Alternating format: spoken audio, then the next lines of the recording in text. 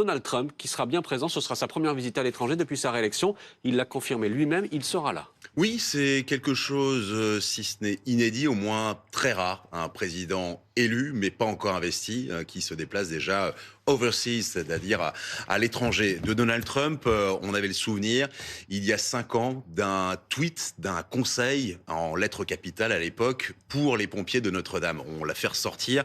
Il avait dit il faut absolument lancer les Canadair au-dessus de Notre-Dame pour régler le problème. La sécurité civile avait répondu le plus poliment possible en disant que, grosso modo, largage par avion ou par hélicoptère, vous détruisez totalement Notre-Dame, voire vous inondez tout ce qui se trouve sur les côtés. Il y a quand même, beaucoup plus sérieusement, beaucoup de significations politiques à ce retour. Il y a déjà une signification très interne. Dire, moi j'étais président il y a 5 ans, je suis de nouveau président là, entre les deux, il ne s'est pas passé grand-chose. Il faut savoir aussi que les Américains, ils ont donné 65 millions de dollars pour la reconstruction de Notre-Dame. Il y a vraiment un lien très particulier. C'est presque trivial, mais lorsque vous allez à Paris, vous tombez toujours sur des files d'Américains sur des bâtiments extrêmement précis. Dans le 14e, vous serez toujours étonné de voir qu'il y a quasiment que des Américains autour des catacombes. C'est pareil autour de Notre-Dame. Notre-Dame, c'est les Mises, c'est à Broadway. Les gens, lorsqu'ils parlent de Paris, c'est à la fois la Tour Eiffel, mais aussi Notre-Dame. Et c'est pour ça qu'ils ont beaucoup donné. Ils demandent pas mal aussi en échange. Il y a notamment une association qui s'appelle les Amis Friends of Notre-Dame, de la cathédrale de Notre-Dame. C'est beaucoup de milliardaires ou de patrons de fondations qui ont donné beaucoup d'argent. Alors aux États-Unis, vous cherchez pas à défiscaliser, vous cherchez plutôt à être vu comme quelqu'un qui a donné à la communauté. Et donc il y a un dîner qui est prévu dans la semaine pour montrer que les Américains ont beaucoup donné. Je ne parle même pas de la partie très conservatrice de l'électorat de Donald Trump qui a été très sensible à l'incendie d'un grand ensemble catholique chrétien. Et qui sera peut-être sensible à sa venue, Donald Trump, qui dans son message félicitait Emmanuel Macron pour le travail formidable qu'a compris le président pour reconstruire dans les temps Notre-Dame. On verra dans un instant avec Steven Bellery. Bonjour Steven. Bonjour à tous. Ce qui nous attend ce week-end, parce qu'il y a les concerts, il y a eu beaucoup de rumeurs et de fausses infos. Simplement, est-ce qu'on aura cette image, et est-ce que ça peut se passer ce week-end à Paris, d'un Donald Trump qui rencontrerait par exemple, Volodymyr Zelensky, à l'occasion de la réouverture de Notre-Dame. Notre-Dame est grande, le parvis aussi. C'est vrai qu'on est en train de vraiment s'arracher les cheveux pour tout ce qui est la diplomatie, voire le plan de table. Moi, j'ai eu quelques informations via Jeanne Daudet, qui est vraiment à fond sur ce sujet de Notre-Dame. Elle sera avec nous, Jeanne, samedi et dimanche sur le parvis. Et elle me disait...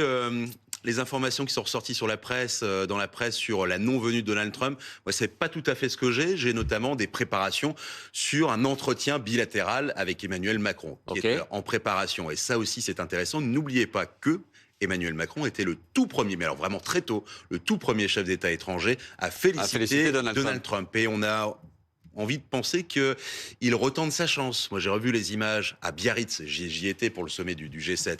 Cette image sur la terrasse avec le coca autour des affaires iraniennes. Je l'avais suivi également, Emmanuel Macron, à l'Assemblée générale de l'ONU, un mois plus tard, où tout se passait très bien. Et puis, patatras, alors qu'Emmanuel Macron avait tenté de se rapprocher en disant « Moi, celui-là, je sais le prendre ». Ça avait été pareil avec Vladimir Poutine.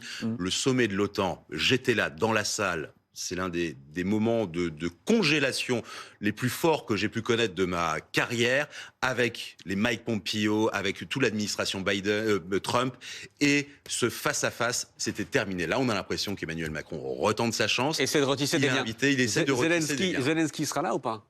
Pour l'instant, c'est difficile. On n'a pas l'info. Mais là aussi, on vous parle de point de rupture à propos du 20 janvier. Est-ce que Trump qui vient...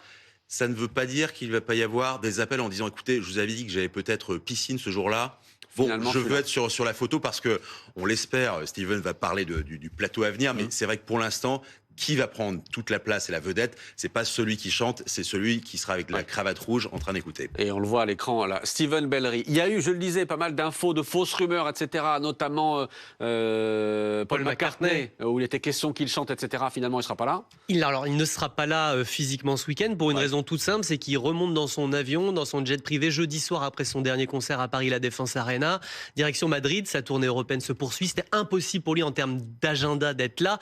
Il a été question à un moment vraiment qu'il puisse mettre en boîte tout simplement une prestation musicale et qu'elle soit diffusée durant cette cérémonie. Ça ferait bizarre quand même qu'on diffuse comme ça un petit magnéto et qu'on voit pas Paul McCartney au milieu de tous les invités. La rumeur était quand même bizarre dès le début. On disait qu'il allait chanter Imagine de John Lennon. Ouais. Chanson qu'il a toujours refusé de fait. reprendre cette chanson. Il a eu de multiples occasions. En plus, c'est vrai que le clin d'œil, c'est que dimanche, c'est l'anniversaire de la mort de John Lennon, 8 décembre. Ça aurait été vraiment un beau symbole. Mais n'oublions pas que dans cette chanson, Lennon prônait la fin des religions. Ça ferait quand même bizarre de chanter ça. Donc ça semble mancher. À Notre-Dame, ce serait audacieux. Disons que c'était atypique comme si lui n'est pas là, qui vient, qui Alors, chante juste, pour je Patrick précise Sauce et qu'il n'est pas impossible. Oui. Paul McCartney arrive demain à Paris, mercredi. Il n'est pas impossible qu'il aille visiter la cathédrale, qu'il aille s'y promener, que peut-être il y a un clin d'œil, une vidéo, je ne sais pas, quelque chose qui soit imaginé pour solenniser l'événement. Bon. Qui sera là? Le diocèse a veillé à deux choses. Que les artistes invités aient un lien plus ou moins concret avec la religion, avec le spirituel. C'est pour ça que, par exemple, un chanteur populaire comme Vianney sera là. Il n'a jamais caché sa foi. C'est quelqu'un qui fait des maraudes, qui est extrêmement investi dans sa vie personnelle. Dès le début, depuis sa tendre enfance, il est croyant et il le dit. Vianney qui sera là, qui se refuse à tout commentaire. Je ne suis pas là pour ma carrière, je suis là pour l'événement qu'il estime extrêmement important. C'est pour cette raison, par exemple, que Vianney ne chantera pas une de ses chansons, mais qu'il réfléchit à une reprise, une chanson qui est de fait un écho avec l'événement. Il y aura une petite touche de glamour avec par exemple la participation de Clara Luciani. C'est la chanteuse la plus populaire aujourd'hui. 2 fois 400 000 exemplaires vendus. Elle est de retour, elle est dans l'actualité. C'est l'idée, voilà. Et il y aura aussi pas mal d'artistes lyriques, c'est eux qui vont mener quand même la danse. Évidemment. Gauthier Renaud-Capuçon, l'immense pianiste chinois Lang Lang. Il y aura aussi cette volonté d'ouvrir vers l'international.